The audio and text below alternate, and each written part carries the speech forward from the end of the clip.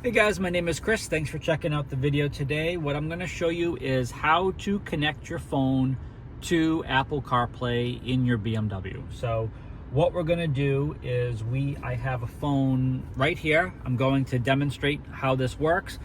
We are in a new car. This is running iDrive 8.5. There are other newer operating systems out there. We have iDrive 9 out as well.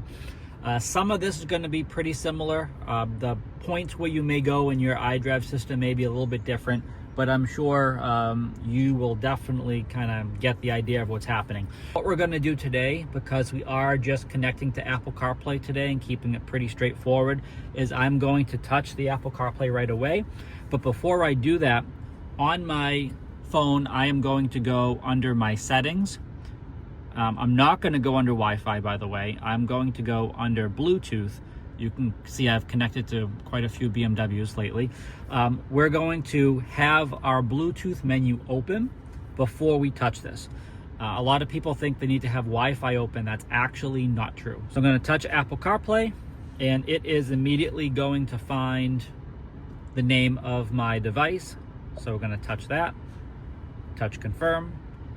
And my preference is I like to do the long press to pull this up instead of verbally calling for it. So we're going to do that. Those numbers match, so I'm going to do pair and allow for my contacts to sync. You don't have to do allow for the contacts, but it just makes life a little bit easier. And then do connect. And then finally I do allow. That allows connectivity and everything to happen. So now that's it.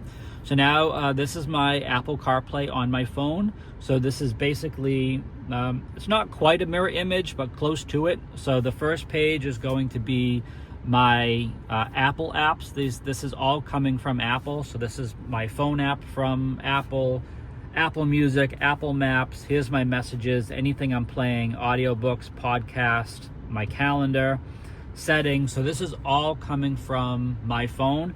The next page, this is going to be third-party applications that Apple says is supported. So that's why that is there. And just so we know, when we go back to the mobile devices, you can see my phone is connected and the check should always be for Apple CarPlay. This is the Apple CarPlay logo. That's kind of the symbol for CarPlay. That should always be checked. If you ever get in the car and find that this or this is checked off, that's not exactly right. So you want to touch this again and push it to that. There's always a drop down here as well.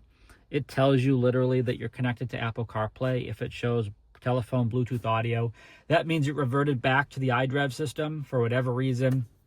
Just ignore it, touch Apple CarPlay, push it back to CarPlay, and then you will be good to go. One last thing to keep in mind from the home screen is when you touch this little Apple CarPlay logo there, that is bringing you right into the Apple CarPlay system. And when you touch the phone right there, it's bringing you right into the phone application on Apple CarPlay. So that's how that works. And that's it.